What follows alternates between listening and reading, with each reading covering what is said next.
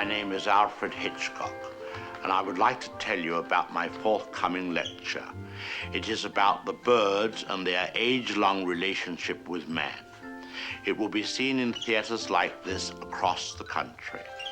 In my lecture, I hope to make you all aware of our good friends, the birds.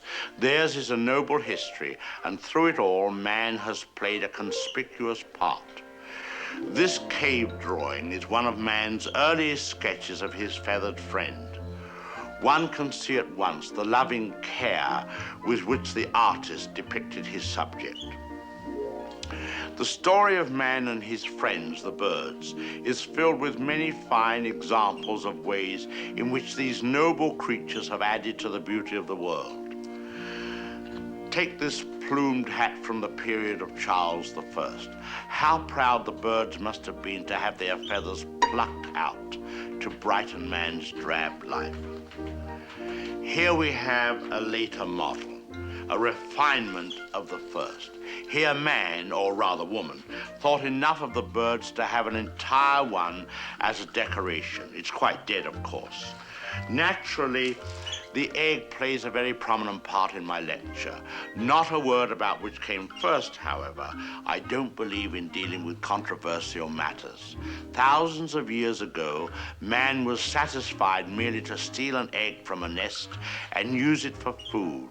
Now he has perfected this process by imprisoning each hen in a separate cage and by scientifically manipulating the lights so that she doesn't fall into the rut of the old 24-hour day.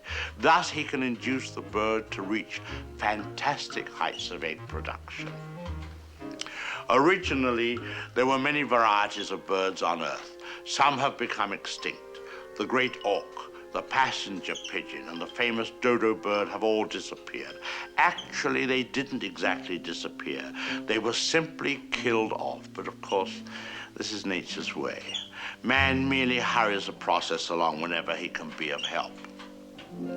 Man and birds have been responsible for a great many advances in our civilization. For example, the bird was the inspiration for the invention of gunpowder, and it was his speed that brought about the development of the shotgun.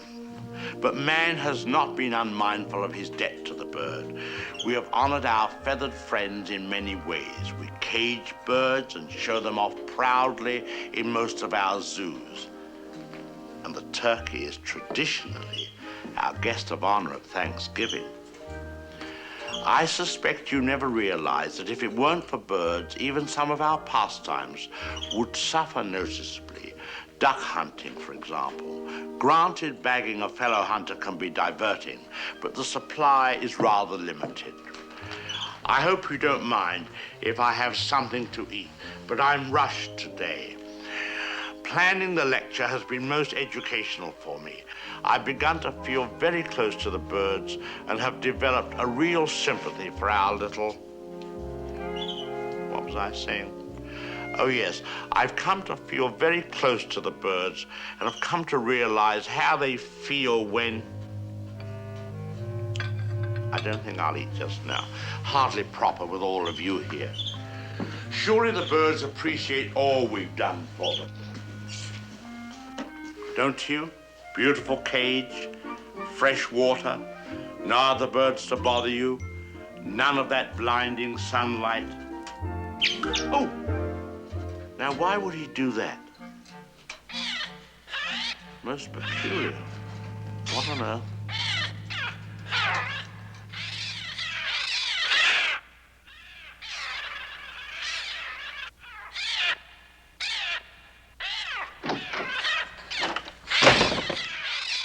They're coming! They're coming!